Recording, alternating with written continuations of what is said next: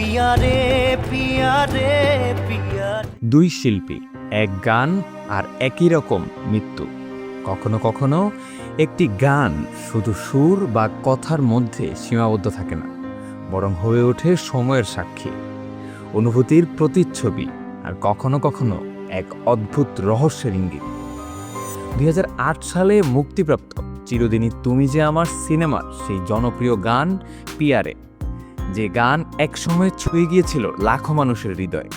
প্রেম, বেদনা আর অপেক্ষার এক গভীর অনুভূতি নিয়ে এই গানটি গেয়েছিলেন জুবিন গার্গ, আর পর্দায় সেই আবেগকে জীবন্ত করে তুলেছিলেন রাহুল অরুণোদয় বন্দ্যোপাধ্যায়। কিন্তু সময়ের নির্মম পরিহাস, আজ এই গানটি যেন হয়ে উঠেছে এক অদ্ভুত ট্র্যাজেডির প্রতিধ্বনি। 2025 সালের 19 সেপ্টেম্বর সিঙ্গাপুরে সমুদ্রের পানিতে ডুবে মৃত্যুবরণ করেন জুবিন।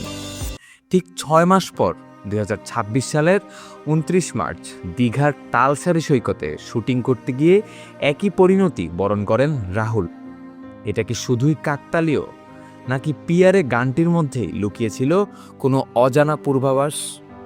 নেটিজেনদের একাংশ বলছেন এ যেন এক অদ্ভুত মিল, যা ব্যাখ্যার বাইরে।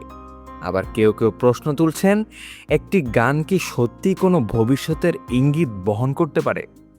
বাস্তবতা বলছে এটি নিছকই দুর্ঘটনা। তবু সময়ের এই অদ্ভুত মিল যেন প্রশ্ন জাগায়, কেন একই গানের সঙ্গে জড়িয়ে থাকা দুই মানুষ একইভাবে হারিয়ে গেলেন সমুদ্রের গভীরে? আজ পিয়া রে আর শুধু একটি গান নয়, এ যেন দুই জীবনের নিঃশব্দ আর্তনাদ, একটি অজানা রহস্যের ছায়া।